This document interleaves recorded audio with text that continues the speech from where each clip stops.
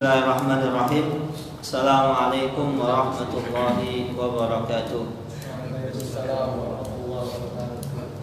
Bismillahirrahmanirrahim. Wassalatu wassalamu ala Rasulillah wa ala alihi wa sahbihi wa man tabi'ahum bi ihsanin ila yaumiddin, amma ba'du. Allahumma shrah li sadri wa yassir li amri wahlul 'uqdatam min lisani yafqahu qawli. Allahumma inna nas'aluka ilman nafi'an wa rizqan tayyiban wa amalan mutaqabbalan. Allahumma allimna ma yanfa'una wa zidna ilman wal huda wat tuqa was salaha ya rabbal alamin.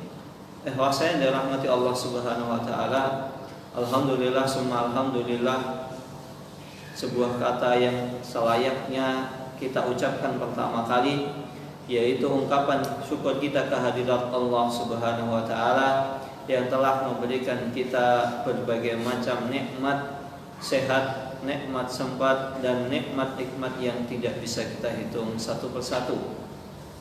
Kemudian salawat dan salam tak lupa kita curahkan kepada junjungan kita, suri tauladan kita, uswah hasanah kita, Nabi Muhammad sallallahu alaihi wasallam.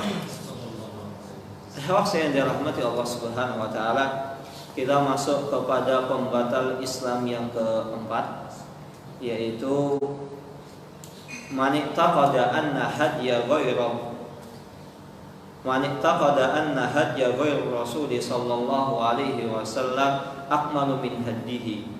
Barang siapa yang berkeyakinan bahwa selain petunjuk Nabi itu ada yang lebih sempurna, au anna hukma ghairihi ahsanu min hukmihi, atau seseorang yang beranggapan bahwasannya ada hukum, ada aturan yang lebih sempurna, lebih baik dibanding syariat Islam, dibanding syariat yang telah Allah Subhanahu wa taala gariskan.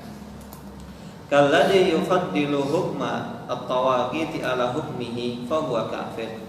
Seperti seseorang yang lebih untuk mengutamakan hukum taghut, maka dia telah kufur. Maka ikhwah sekalian yang dirahmati Allah Subhanahu wa taala, kita perlu mengingat bahwasannya jika seseorang ada yang berkeyakinan, beranggapan bahwasannya petunjuk selain Rasul itu lebih sempurna dibanding ajaran atau aturan yang telah Rasulullah SAW ajarkan kepada umat Islam ini, maka secara tidak langsung orang tersebut itu telah keluar dari agama Islam. Bagaimana mungkin ia menganggap bahwasannya ada syariat, ada aturan yang lebih sempurna dibanding syariat yang Allah Subhanahu wa taala turunkan, kemudian diajarkan, kemudian dipraktekkan, kemudian dicontohkan oleh Rasulullah SAW. Sedangkan Allah Subhanahu wa taala telah memuji Rasulullah sallallahu alaihi wasallam, wa innaka la'ala khuluqin 'adzim. Sesungguhnya hai Muhammad, engkau sungguh di atas budi pekerti, perangai yang begitu tinggi. Artinya apa? Di sini Allah Subhanahu wa taala menggunakan kata perangai. Tidak disebutkan dalam masalah apa, tidak disebutkan dalam perkara apa. Maka di sini menunjukkan bahwasanya itu umum. Petunjuk Rasulullah SAW itu sempurna. Semuanya yang diajarkan oleh Rasulullah SAW itu adalah akhlak, tata cara, kemudian petunjuk, anjuran, ajaran yang paling sempurna di muka bumi ini. Contohnya, bagaimana akhlak Rasulullah SAW ketika mengajari para sahabatnya dengan tata cara yang paling sempurna. Suatu ketika ada salah seorang Arab Badui datang masuk ke Masjid Nabawi, kemudian ke pojokan. Apa yang dilakukan oleh orang Badui tadi? Dia kencing di dalam masjid. Maka yang perlu kita ingat, petunjuk Rasulullah, akhlak Rasulullah SAW ini begitu sempurna. Ketika Rasulullah SAW melihat seorang Badui masuk masjid kemudian kencing di pojokan, Para sahabat semuanya marah.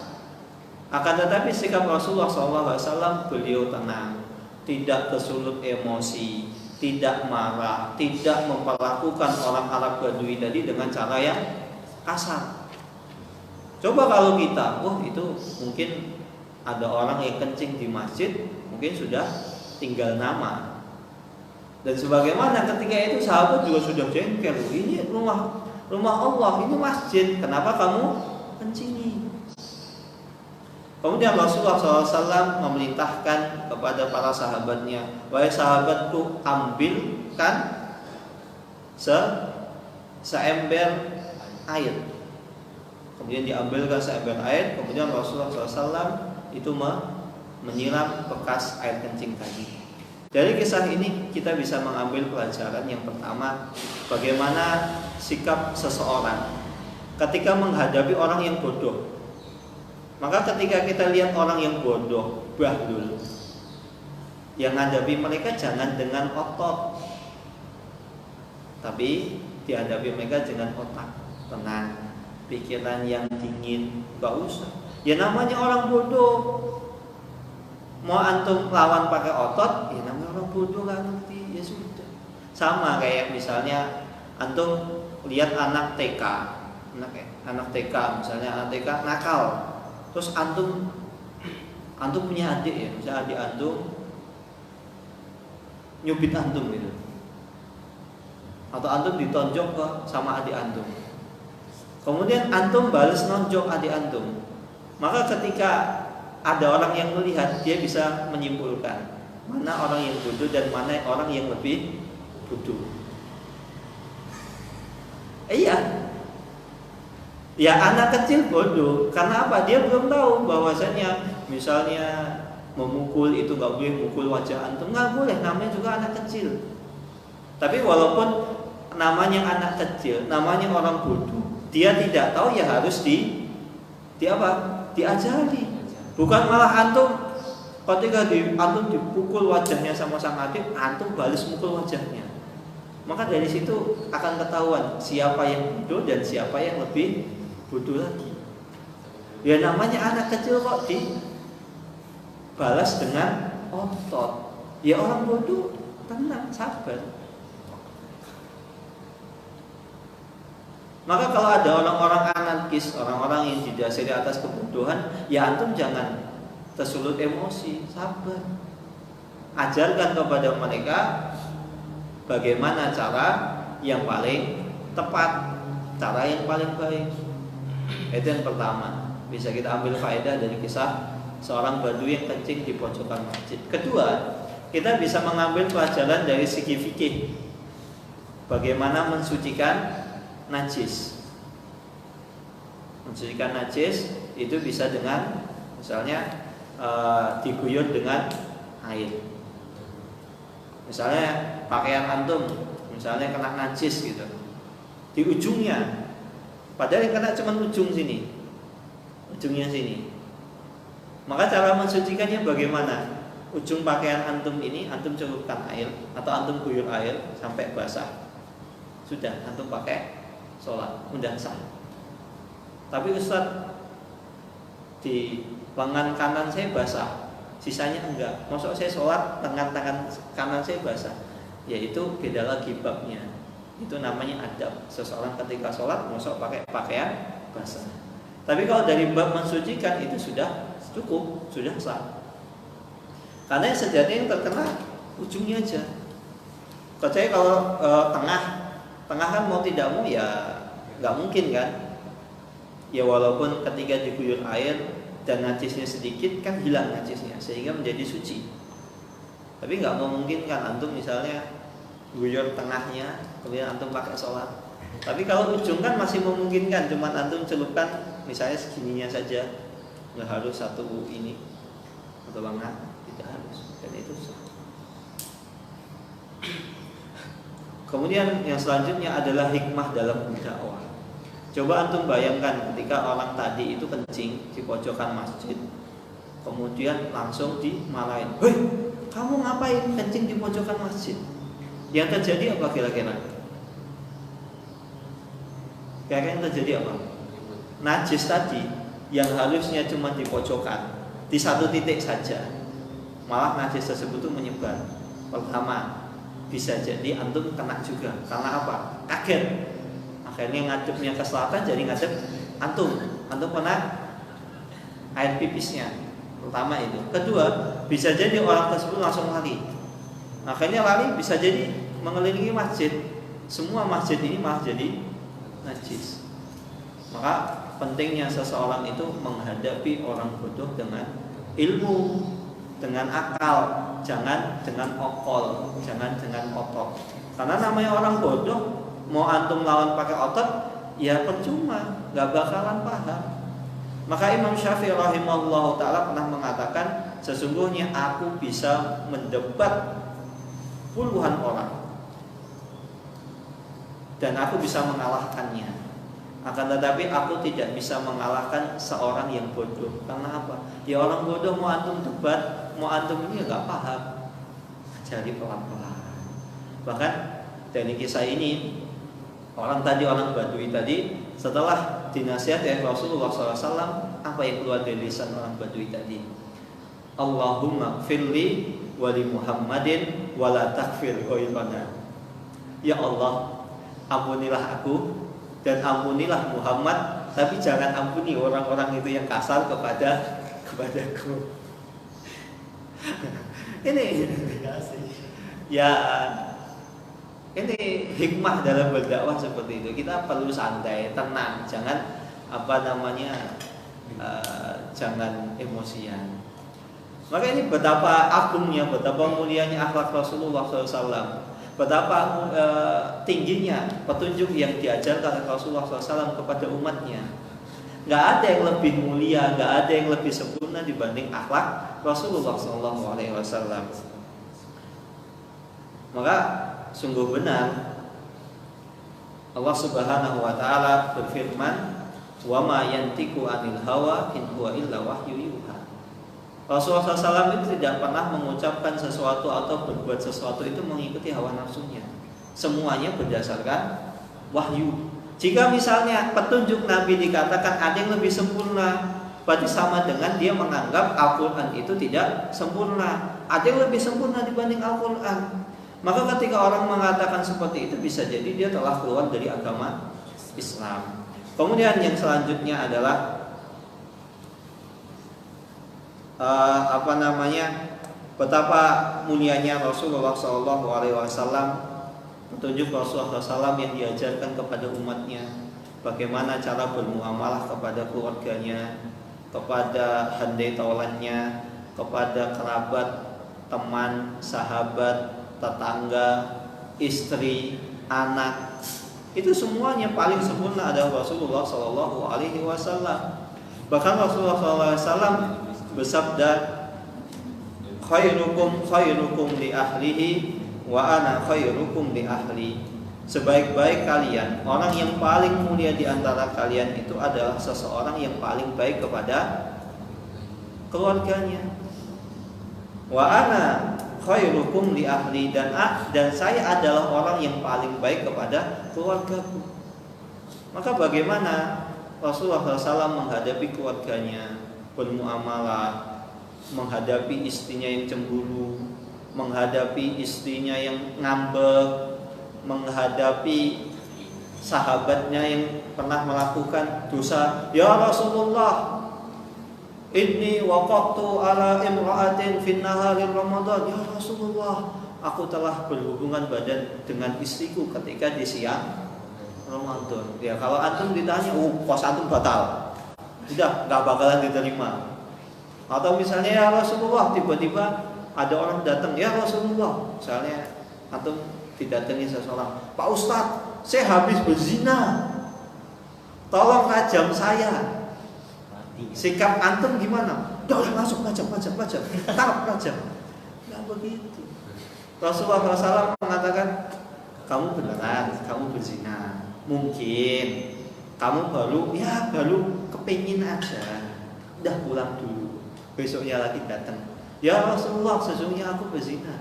Mungkin kamu tuh baru nempel aja, kemaluannya baru nempel, belum masuk. udah kamu pulang, istighfar. Besoknya datang, ya Rasulullah, aku telah berzina. Pulang. Coba bayangkan ada orang tiba-tiba datang, Pak Ustadz saya habis berzina. Apa sikap antum? Oh dasar orang nggak tahu diri, sudah Allah tutupi aibmu, malah engkau membuka aib sendiri di depan orang lagi. Nah ketika itu Rasulullah bukan sendirian.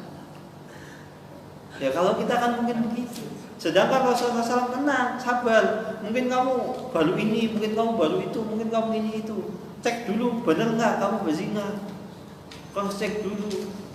Jangan langsung atom. Udah, berzina ya udah langsung tajam.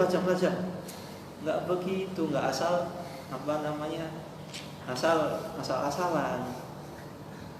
Maka ini akhlaknya Rasulullah SAW. Betapa agungnya Rasulullah SAW. Beliau mensikapi orang yang salah. Kemudian beliau juga mensikapi musuhnya. Bagaimana ketika beliau sedang sholat, tiba-tiba beliau sedang sujud, kemudian dilempar, ditaruh di atas punggung beliau SAW kotoran unta, isi perut unta yang notabene itu bau.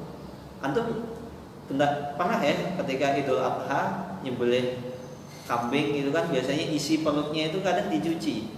Nggak tahu kalau antum kan di Sulawesi, di Sumatera saya nggak tahu.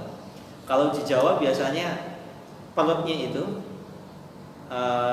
handuknya, kalau orang nyebutnya handuknya kambing atau sapi itu dibuka, dibedah, kemudian dikeluarkan. Itu baunya naudzubillahi min dzalik, bau banget. Nah sedangkan Rasulullah ketika itu beliau sedang sholat sujud dilempar kotoran isi perutnya hewan. Apa yang dilakukan Rasulullah SAW? Beliau sabar. Begitu juga ketika Rasulullah SAW diusir dari kota Taif. Malaikat itu datang, ya Rasulullah, kalau kamu mengizinkan tuh 2 gunung itu di belakang sudah saya siapkan untuk ditimpakan kepada orang Taif yang menolak dakwahmu. Oh kalau kita mungkin udah langsung aja, nggak usah babi bu, just biar habis kalian.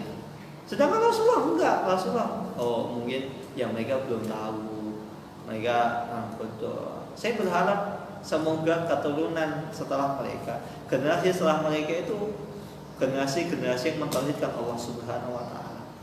Maka Allah Subhanahu Wa Taala mengijabahi doa Rasulullah SAW. Apa yang terjadi? Orang Taif itu orang yang terkenal dengan tauhidnya yang kuat, berpegang teguh dengan tauhid. Nah jadi kalau ada orang mengatakan ada petunjuk akhlak, ajaran yang lebih mulia dibanding Rasulullah, maka pantas orang tersebut dikatakan telah keluar dari agama Islam. Kemudian yang kedua adalah seseorang yang mani'taqada anna hukma ghairir rasuli ahsanu min hukmihi faqad kafar. Barang siapa yang berkeyakinan bahwasannya ada hukum selain Rasulullah SAW itu lebih baik, lebih sempurna, atau dia berhukum dengan hukum tersebut, maka dia telah kafir. Karena apa saja yang diajarkan oleh Rasulullah SAW itu jelas berasal dari Allah Subhanahu Wa Taala. Maka wajib bagi kita untuk taslim wal inqiyad. Kita wajib untuk berserah diri dan patuh atas apa yang Rasulullah SAW perintahkan, apa yang Rasulullah SAW ajarkan. Begitu juga dengan seseorang yang menganggap bahwasanya hukuman potong tangan itu gak adil. Sama saja dia menganggap bahwasanya hukum Islam, syariat Islam itu gak sempurna. Ada yang lebih bagus dibanding mencuri daripada dipotong tangannya. Misalnya hukumnya ini, enggak. Pencuri itu hukumannya bukan dipotong tangan. Hukumannya ini. Itu potong tangan itu nggak relevan lagi. Itu dulu zaman jahiliyah itu dulu. Atau misalnya itu hanya berlaku untuk orang Arab saja, orang Indonesia enggak. Begitu juga dengan cadar. Cadar itu enggak. Kita nggak harus pakai cadar. Cadar itu nggak relevan lagi. Cadar itu dipakai karena di sana digulun. Gulun itu banyak apa, debu, sehingga orang butuh pakai cadar biar nggak kali lipat. Di Indonesia nggak harus pakai cadar, ngapain pakai cadar? Kalau seandainya dia berkeyakinan bahwasanya cadar itu sudah nggak relevan, cadar itu sudah nggak sudah nggak cocok lagi. Perempuan itu nggak, kalau cuma tujuannya misalnya pakai biar tidak tidak diganggu orang lain, nggak harus pakai jilbab, pakai ini. Atau misalnya dia ngomong jilbab itu ngapain perempuan harus pakai jilbab, perempuan harus dikungkung haknya, maka seperti ini nggak boleh. Maka ada sebuah tafsir bagaimana seseorang, kan di sini dikatakan bahwasanya barang siapa yang berkeyakinan bahwa selain petunjuk Nabi itu ada yang lebih sempurna, atau selain hukum beliau itu ada yang lebih baik, seperti seseorang itu berhukum dengan hukum buatan manusia. Maka di sini ada sebuah tafsir. Yang pertama adalah hukum seseorang itu, boleh nggak sih seseorang itu berhukum dengan selain syariat Islam? Misalnya kalau mencuri di penjara, nggak harus potong tangan. Maka di sini ada rinciannya. Jika seandainya pertama seseorang menganggap bahwasanya hukum bagi seorang pencuri itu harus potong tangan, sudah nggak relevan, cukup kok, biar cuman efek jerah cukup di penjara. Maka jika dia berkeyakinan seperti itu, maka secara tidak langsung dia telah keluar dari agama Islam. Dia bisa keluar dari agama Islam. Namun kemudian keadaan yang kedua, kalau seandainya seseorang berkeyakinan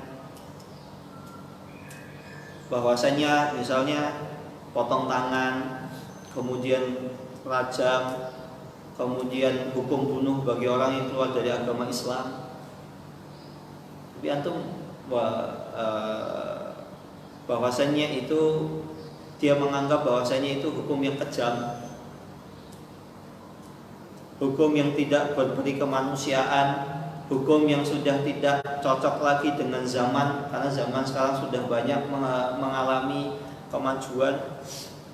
Maka ini adalah pikiran-pikiran manusia dan akal-akal mereka, sehingga mereka mengatakan hukum rajam, hukum had, potong tangan, rajam, kemudian bunuh bagi yang murtad, itu sudah tidak mungkin untuk ditegakkan lagi. Maka ketika orang mengatakan seperti itu, ini adalah jelas kemurtadan yang nyata. Karena perkataan tersebut tidaklah keluar kecuali dari lisannya orang-orang munafik. Ngapain harus potong tangan? Ngapain harus rajam? Ngapain harus ini itu? Maka itu adalah sebuah bentuk penyelewengan, kemurtadan yang nyata dari agama Islam.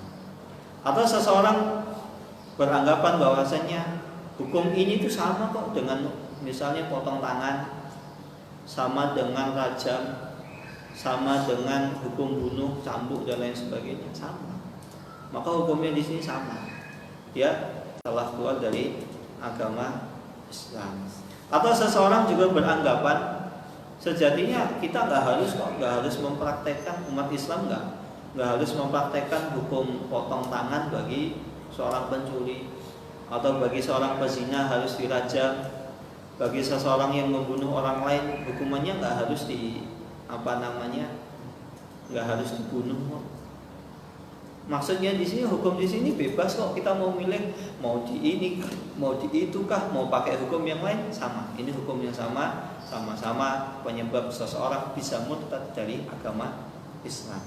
Maka lantas bagaimana kalau seandainya seseorang, kita hidup di Indonesia ya, sudah ada hukuman, ya tetap kita menganggap bahwasannya hukuman tersebut itu hukuman buatan undang-undang buatan manusia. Sedangkan undang-undang yang dibuat oleh Allah Subhanahu wa taala itu lebih sempurna.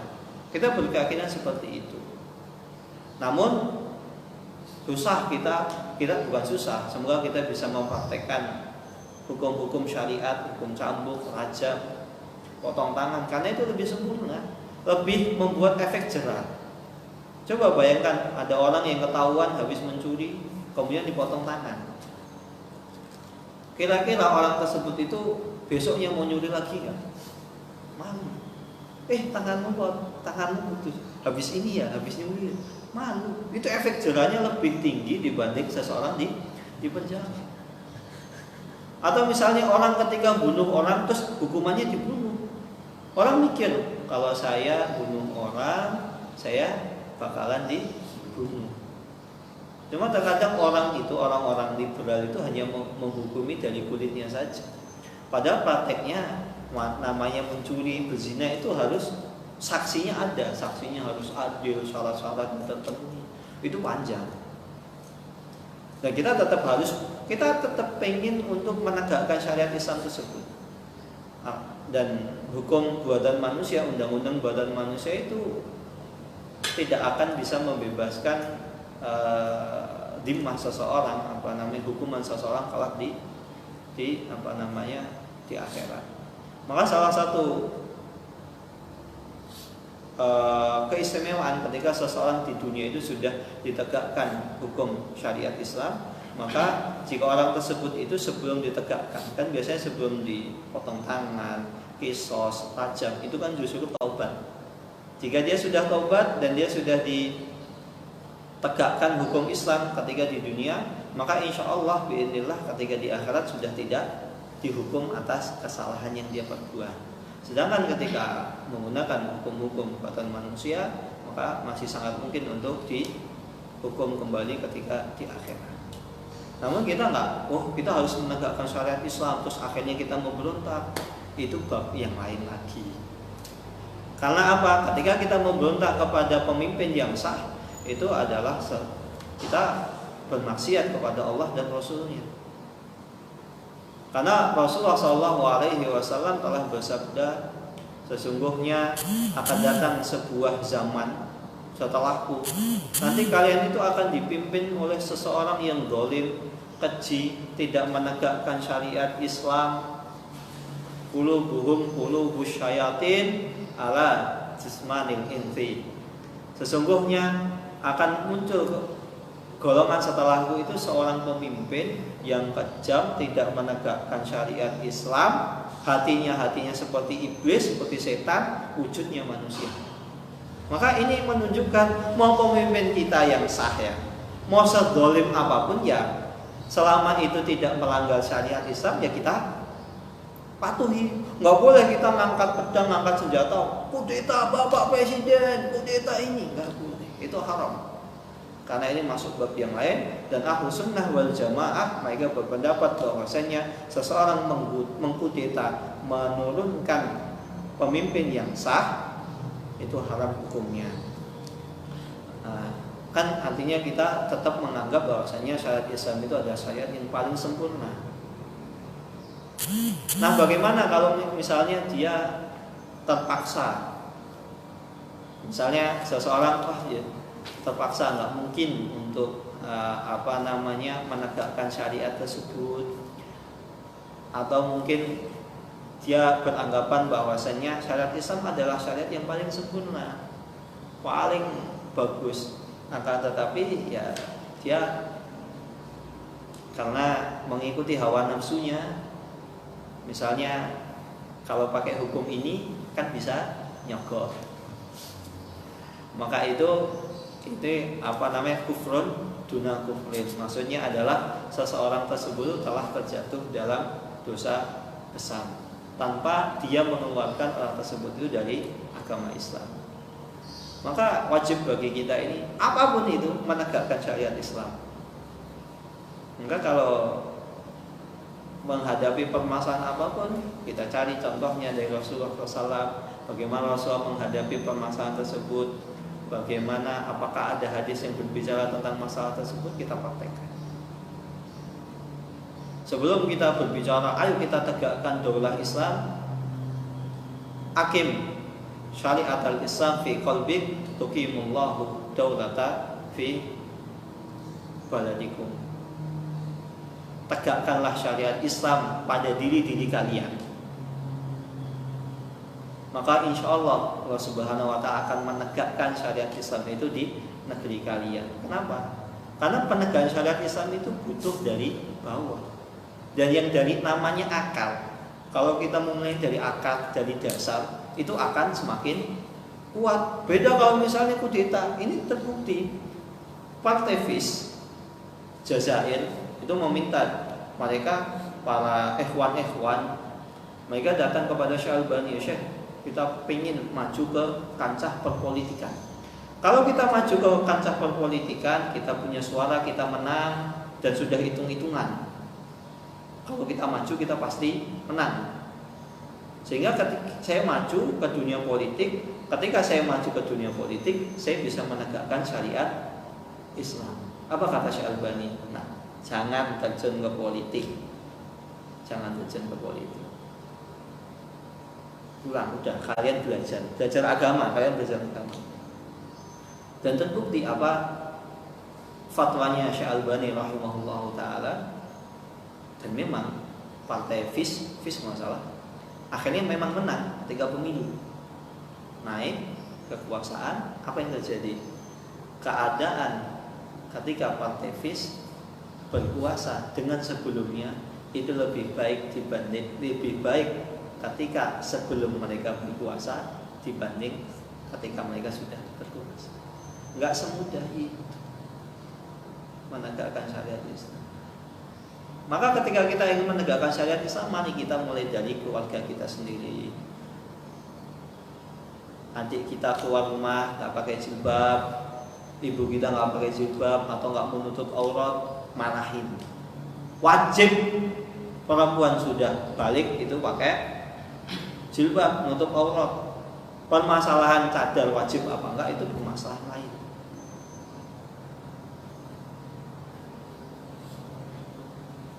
Maka seringkali orang ketika keluar tegakkan syariat Islam, ternyata banyak di antara mereka yang tidak menegakkan syariat Islam pada diri mereka. Contohnya apa?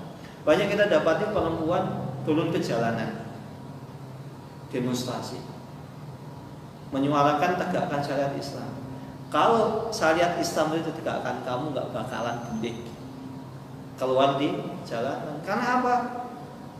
Agama Islam menganjurkan waqarna fi buyutikunna wala tabarrajna tabarrujal jahiliyatil ula. Wahai perempuan, berdiamlah kalian di rumah dan janganlah kalian bersolek, memamerkan kecantikan kalian, memamerkan perhiasan kalian dengan keluar sebagaimana orang-orang jahiliyah dahulu.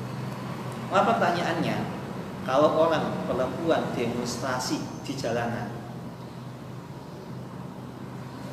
berapa orang yang tersingkap? Berapa banyak pelanggaran yang telah dilanggar? Hanya suara perempuan tak aurat.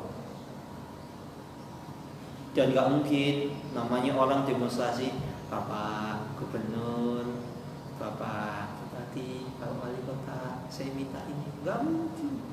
Ketika demonstrasi banyak, dasar pemimpin bejat, pemimpin nggak tahu diri, dasar bupati nggak tahu diri, sudah kata-kata kotor semua.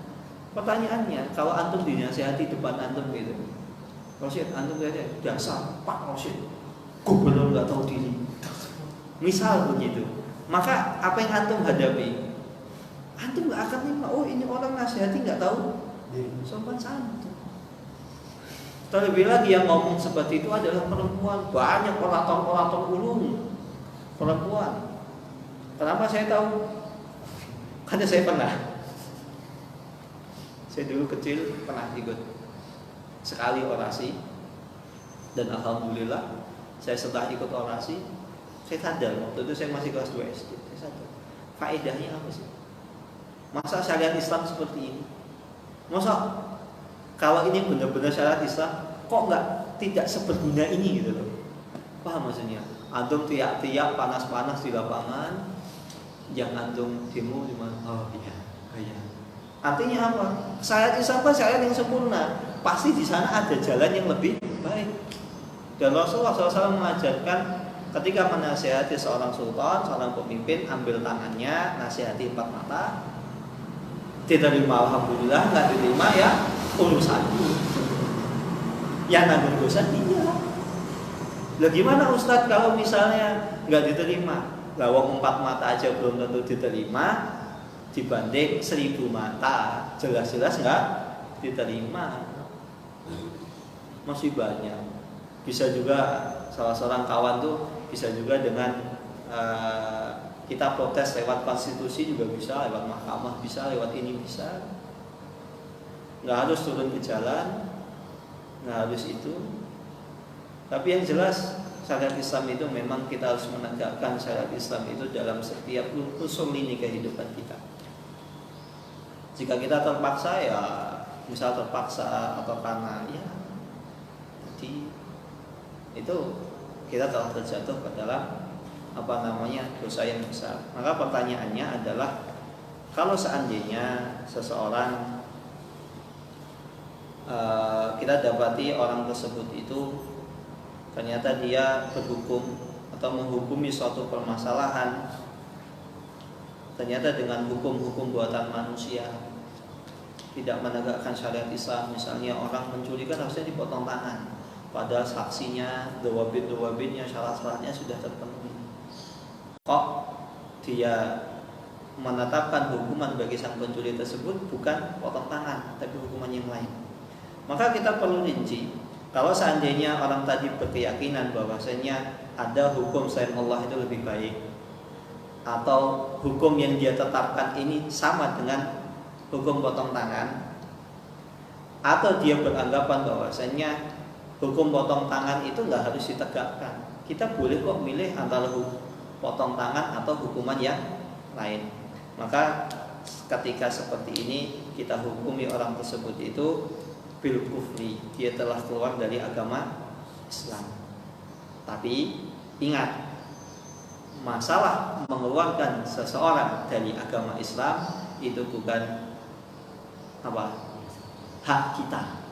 Kita menghukumi perbuatannya, kufran amalian. Dia telah melakukan amalan kekufuran, tapi terus kita ketemu Pak kafir, Pak ini nggak boleh, nggak boleh, Pak Togut nggak boleh. Maka ketika seperti ini, ya dia telah melakukan sebuah kekufuran.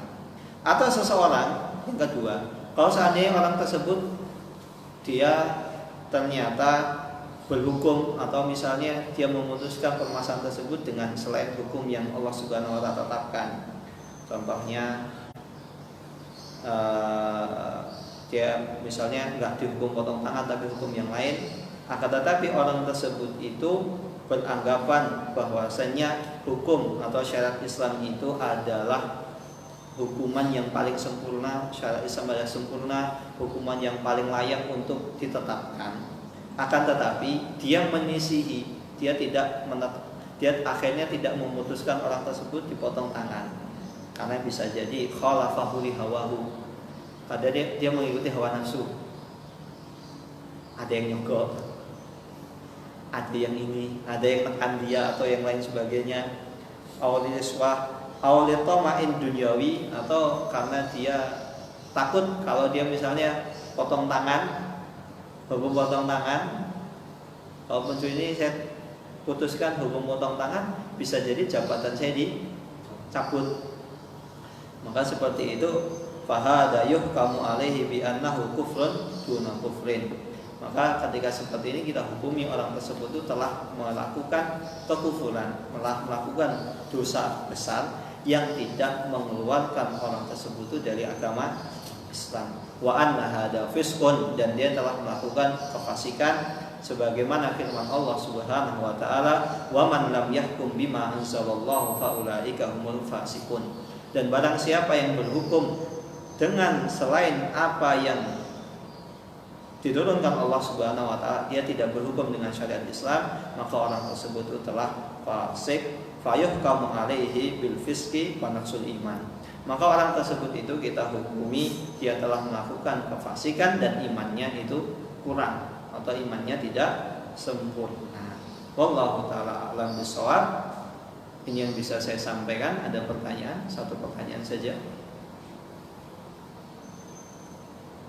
Ya, silakan Fazan. Kalau kita mengikuti hukum manusia, tapi tetap meyakini bahwa hukum Allah, hukum Rasulullah itu tetap paling sempurna. Jadi kita mengikuti hukum manusia ini atau hukum yang ditetapkan oleh undang-undang negara, dan dengan niatan ikuti pemimpinan, menaati pemimpinan. Supaya itu kalau itu bukan dalam hal perkara maksiat, tidak menyelisih syariat Islam, maka kita boleh mentaati.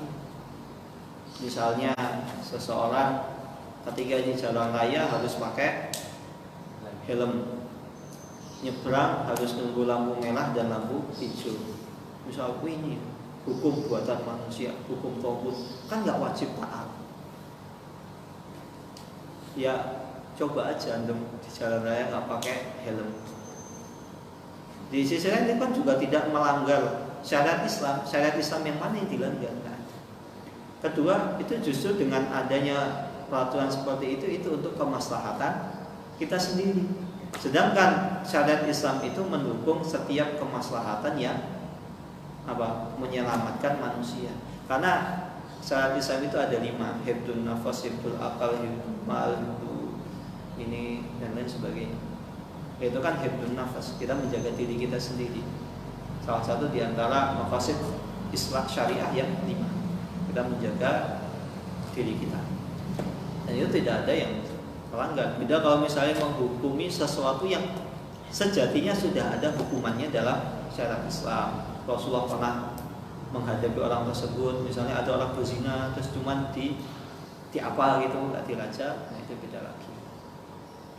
Itu nanti apakah permasalahannya kembali ke keyakinannya, apakah dia melakukannya karena terpaksa atau dengan senang hati, atau dia pengen sekali untuk mempraktekannya tapi tidak memungkinkan, akhirnya jatuhnya terpaksa, mau tidak mau ya hukum yang ada di negara.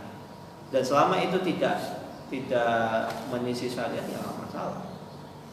Wallahu taala a'lam bishawab. Kita tutup dengan doa kafaratul majelis. Subhanakallahumma wa bihamdika asyhadu an la ilaha illa anta astaghfiruka wa atubu ilaik. Wassalamualaikum warahmatullahi wabarakatuh. Salam.